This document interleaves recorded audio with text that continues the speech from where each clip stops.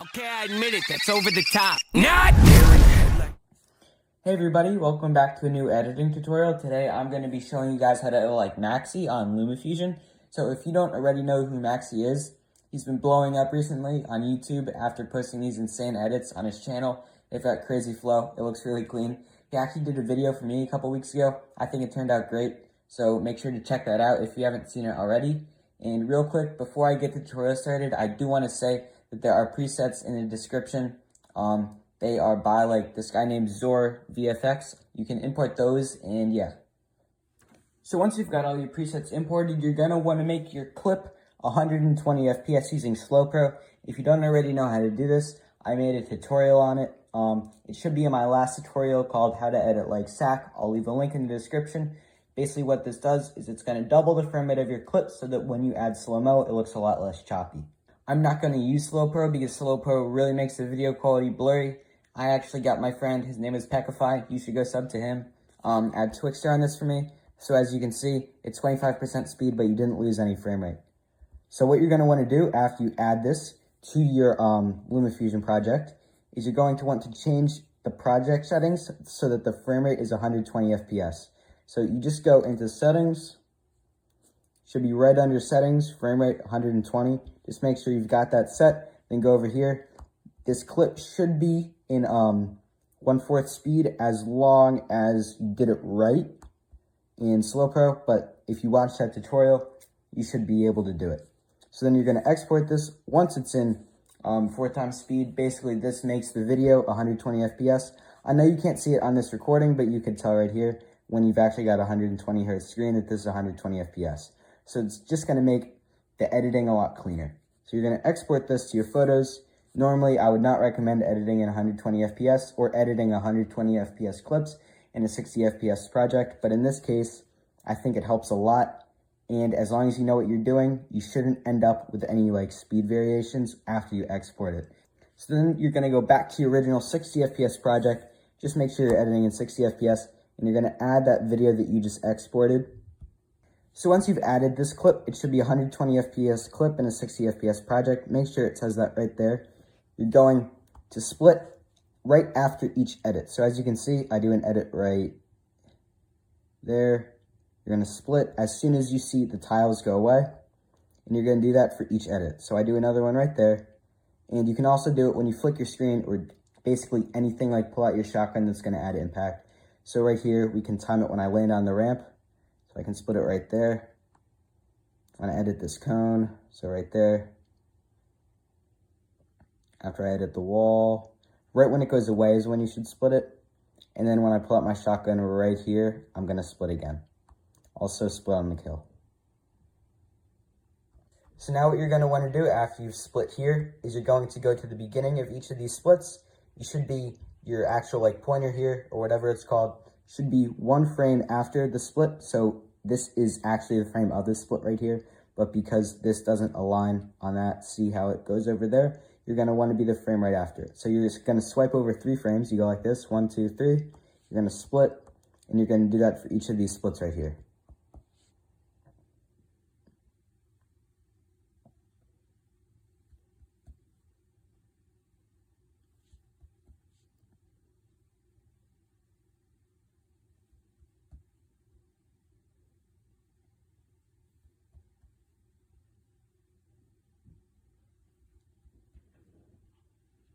You're actually not going to do it on the last one where there's a kill. I'm sorry about that.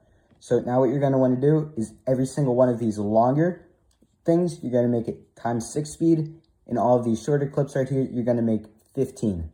You can either do 15 or 1/4 speed. It doesn't really matter. I do think you should try to figure out what looks best on the clip that you're using. And sometimes you can use a variation of both. So again, you're just going to make these shorter 3-frame clips, 15% speed, and 600% on the longer clips in between the edits.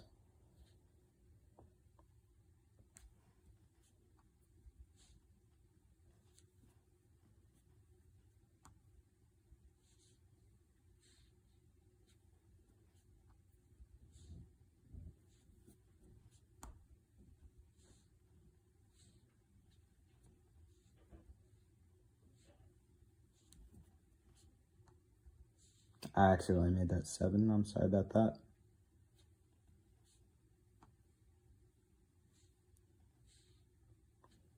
And right before this first slow-mo, you're going to split right before you start the edit, so like right here, and you're going to make this times 6 speed, 600%. Now, after you've added your velocity, it should look something like this.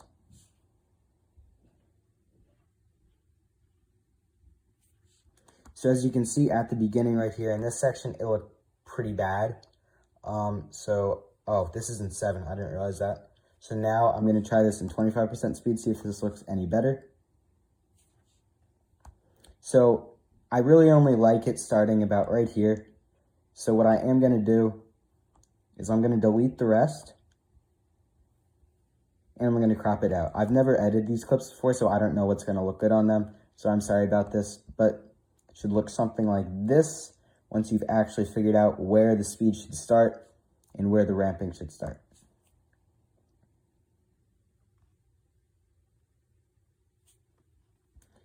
So just something basic like this should be fine. Make your speed here on the kill like 1/5 or whatever. All right, that looks pretty fire. Now what you're going to want to do is you're going to duplicate every single one of these clips right here that you just made. So just tap on each one and duplicate it. Add it to the second layer.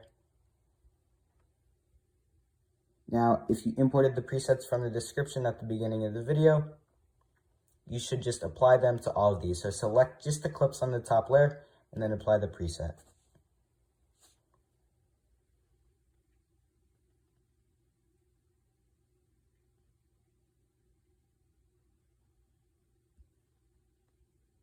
Should look something like this.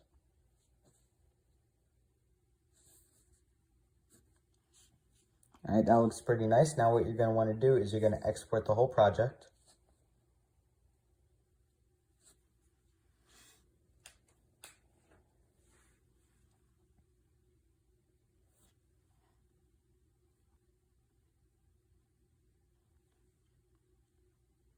So zoom out on your timeline so you can see everything. And then look for the speed ramping or the twixter to start. So as you can see, the first hit comes like right here. So at the beginning of each fast part, no, at the beginning of each slow part, I'm sorry. So right here, you're going to split and then see how it goes fast and then slow right here. You can see where that difference hits. You're going fast through this, and then the second you hit this frame, it freezes and it goes real slow. So you're going to split right there.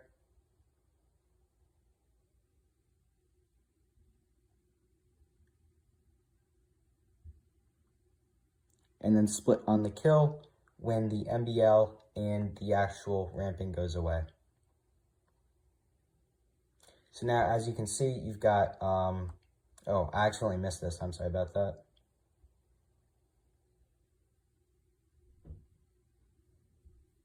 So each one of these splits you have right here, you're going to make each one of these clips its own hue, and I would also recommend adjusting your saturation to make it higher. So you're going to bring the saturation up, and you're going to change the hue of the actual MBL. So you can use any sort of orange, blue, pink, green, whatever you want. I'm just going to mess around with different colors and see what looks the best. I would also recommend using orange right before the kill. I just think that looks the best. Blue definitely looks nice. Maybe try some pink right here. That's a bit more of a purple, but that's all right. And then on this clip, I'll make it like bright pink.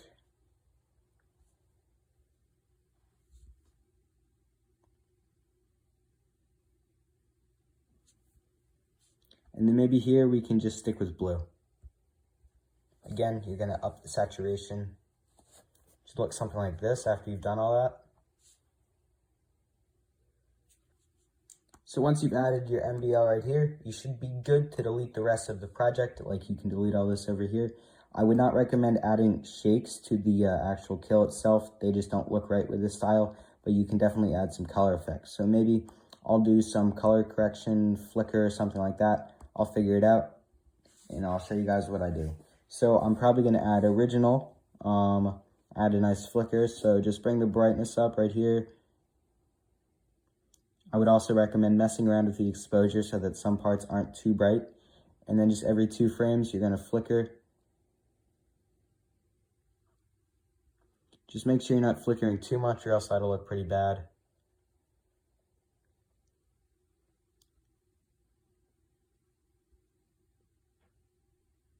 I'd also recommend bringing the saturation up a bit, but not too much. So just go to each one of these frames, bring it up a bit. I would recommend doing it before you add the flicker so you don't have to do it on every single keyframe like I need to do now.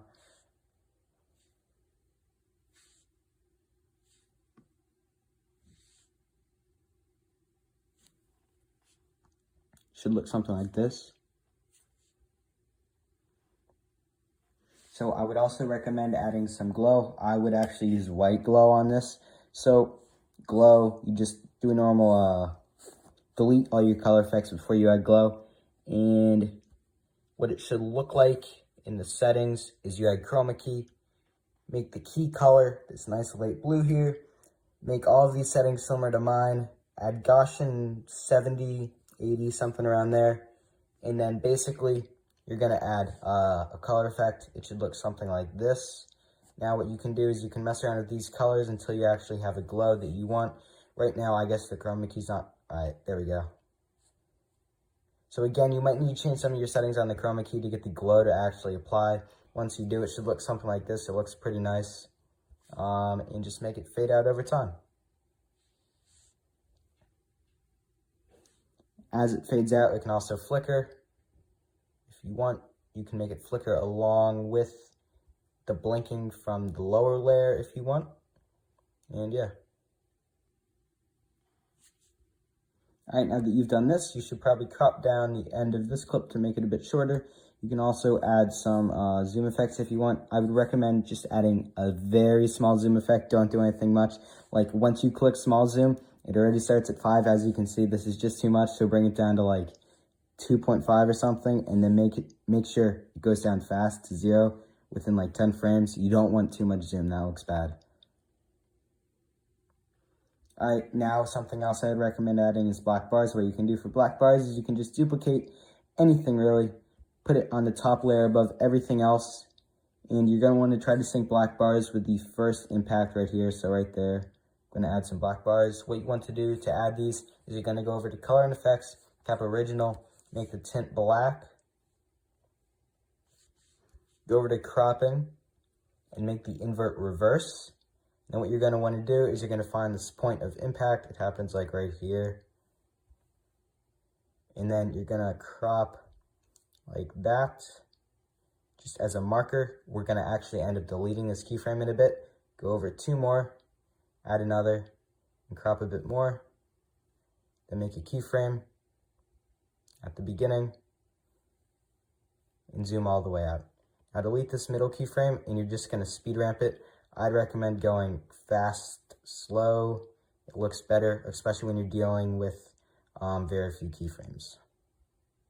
So now what you're going to do is you're going to go to the actual impact of the kill. You're going to add a keyframe a couple frames before, and then one like 10 frames later. So then what you're going to do is you're going to find where the actual impact happens, make a keyframe, and this is going to be like a slow to fast ramp.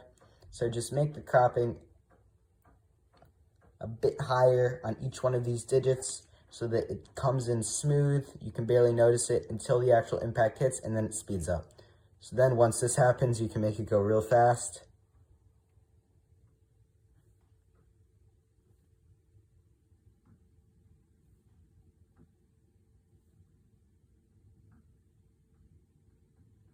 Once you're almost there, you can just make it fade out still like this. So once you're done, it should look something like this.